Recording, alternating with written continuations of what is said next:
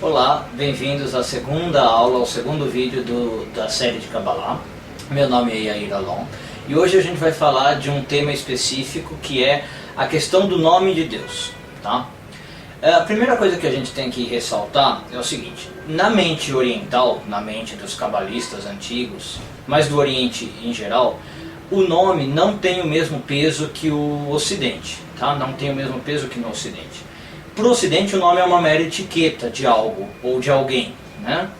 Já na mente oriental, o nome ele é um sinônimo da natureza de uma pessoa ou da natureza de um objeto. Portanto, você ter um nome, você dominar um nome, é dominar a própria coisa que tem aquele nome, tá? É assim que funcionavam os rituais mágicos antigamente, é assim que se tinha domínio sobre muitas coisas, acreditava a mente oriental.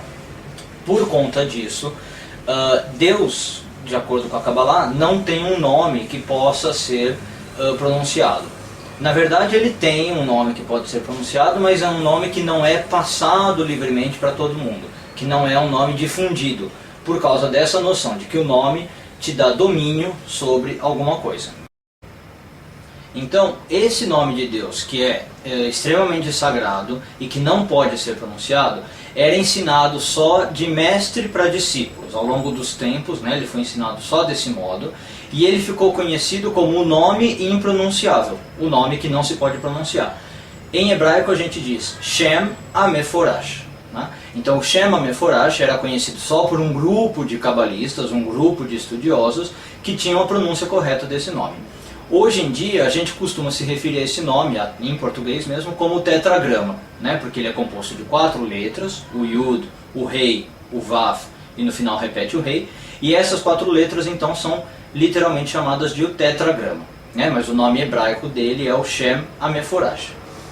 E como eu estava dizendo, antigamente se sabia a pronúncia, alguns mestres sabiam a pronúncia, passavam isso para o seu discípulo e esse discípulo obviamente também tinha essa pronúncia.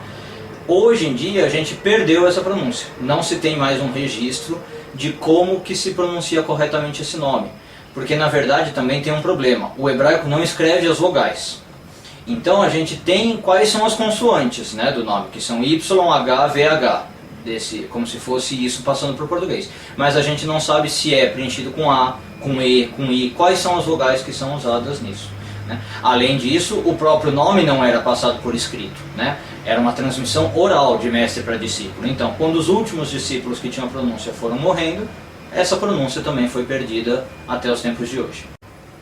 Agora, quando esse nome era escrito e tinha que ser lido por algum motivo fora do templo, você usava um substituto, né? Então até as pessoas que sabiam como é que se pronunciava usavam um substituto.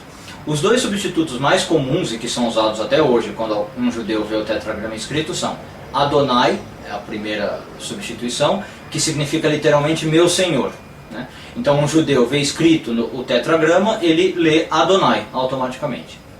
E outro nome que se substitui é Hashem, que significa literalmente o nome, né? Então a pessoa está lendo, por exemplo, um livro de rezas ou um texto bíblico e aparece o tetragrama, a pessoa lê automaticamente Hashem.